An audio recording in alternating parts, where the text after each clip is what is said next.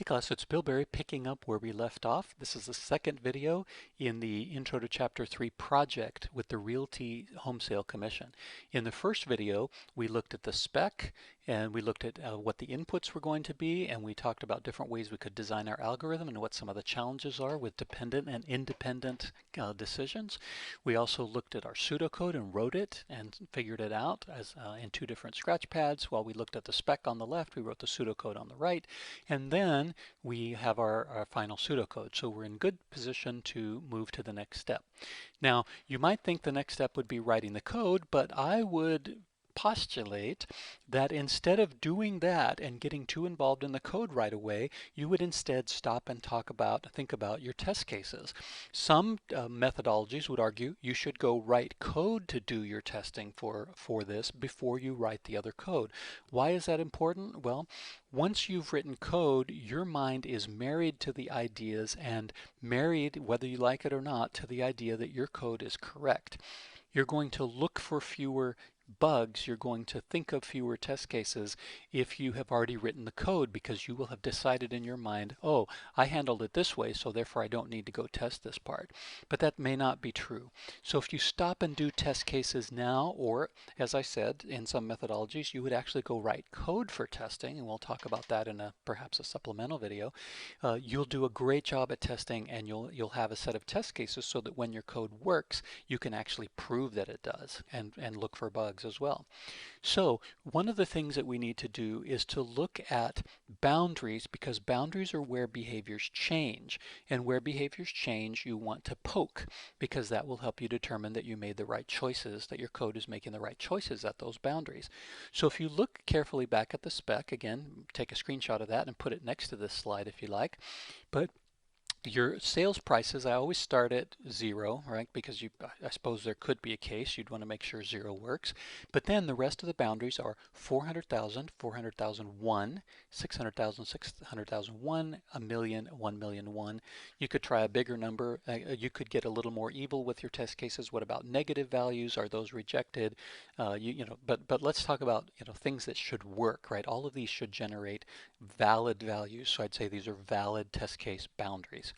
Days on the market, similarly, you can go and read the spec, and these are the boundaries that we want to look at, 0, 1, 7, 8, etc. Days to closing, the most important are 0, 30, and 31, because at 0 and 30 it is of interest, at 31 it is not of interest. So that's the boundaries there.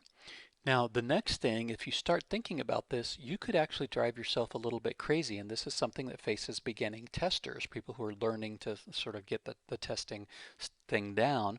You can start going crazy with the number of cases, because you can say, wow, all of these things kind of work together, so I should really take the 7 cases for the sales price times the 8 cases for the days on the market plus the times the 3. You can convince yourself that you need 168 different cases, because 7 times 8 times 3, and you could go down that road, but you'd be wasting a lot of time, because these things are kind of independent, as we already discovered when we were talking about our pseudocode. There's some independence here, so we don't need to multiply these things together. We can focus on tests that look at the sales price calculation, and then the days of the market add-on calculation, and then etc. So really, if you think about it, it's more on the order of 25 cases or something like that, not 168. So the next thing that we need to do is actually figure out how to calculate them. So when you're doing that, don't rely on your pseudocode, because your pseudocode already has some encoded knowledge. Go back to the spec, right? Go back and look at the spec and say, how would a normal person calculate these things? Use a hand calculation or use Excel if you like, but I wouldn't go crazy and try to write all the logic for the ifs in Excel. You can do that if you're an Excel whiz and you're really good with if statements, but you're going to waste a lot of time there if you're not careful. So, but might use Excel to at least organize the work and do some simple calculations for you. The other thing is store that, right? If you do make a spreadsheet, store that as part of your project stuff, right? Along with your source code, make sure your test files, your test code, your test spreadsheets, anything you use for testing, store that and put it under source control. Now, I want you to consider something that we might talk about in a supplemental video. rather than simply feeding in these values, because you're going to see it's a pain to actually type all these test cases in, even if it's just 25, rather than doing that and typing them in and verifying the results, which you're going to be, begrudgingly do one time maybe, why not actually write some code to do the testing? Because if you could do that, it would be super easy to run the cases, and it would be easy to maintain the tests very easily, and they would be in the code. It would be part of the code that would be very easy to, to have, to run, to modify, etc.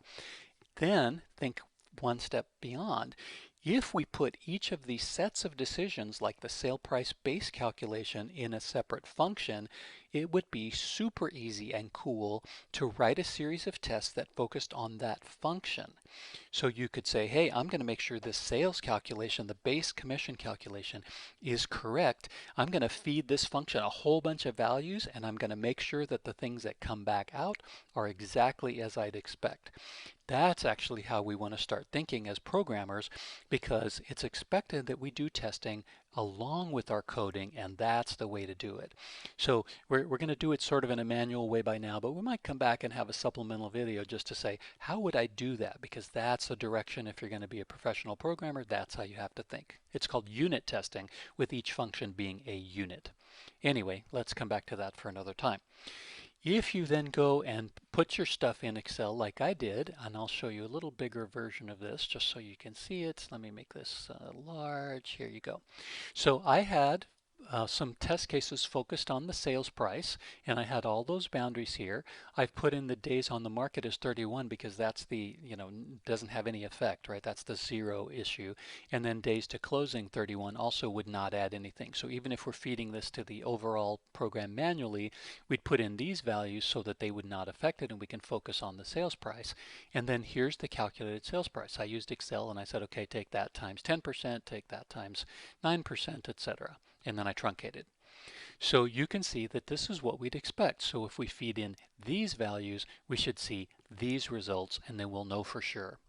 Same thing, focused on the days of market. I'm putting in just the sales price. I'm putting in one to just keep it fixed so I don't have to do, different ones each time. But certainly you could change this up, right? Put a different one in here if you like. So here now I'm focusing the days on the market. This is the thing I'm changing and focusing on. Again, days to close I don't care about. I'm not focusing on that right now. And then here's what I expect from the sales part of it. Consistent, but here's what I expect from the days on the market bump or subtraction, meaning here's the total that I expect. This is the end result for commission that I expect. Cool. Same thing here. Some test cases focus on the number of days to closing. Did the same thing. Here I used a different sales price. Again, no reason not to change it up a little bit. The days of the market, I only did the ones that I think would be most interesting here, and then days to close 0, 30, 31. Notice only in this specific case where days on market is from 0 to 7 and days to close is between 0 and 30, that's where it gets interesting here, and that's the only place where I get money from this extra bump. Otherwise, they should all be zeros, right? You should not get any extra calculation here. So the other thing that I would do is I would put in some combinations, right? So I would add a few cases here at the bottom where I'm just varying everything, right? I'm testing combinations of interesting sales prices, days on market, and days to close, just to make sure that, hey, it can do not only one thing at a time, but it can do all of them together. So I would add a few cases in there, maybe rounding out 4 or 5 more cases. So I ended up with about 25 cases. So that's a pretty darn good set of test cases, and we now know that if we go and run our code after we write it, we'll be in great shape to know that the results are right, and we won't have to go calculate and take some shortcuts. So now we're in super good shape. Now what's next? Well, now the next part's going to be to write our code. We're going to paste in our pseudocode as a starting point. As we know, that can be a really useful thing. It can turn into comments if you need it, or it can help evolve into code as you go. So we're going to do that in the next video. We'll start with pseudocode, and then we'll start coding up the problem, and then we can test it with some of our test values that we've already determined. So we're in great shape, and we'll move forward with that in the next video. Thanks for watching.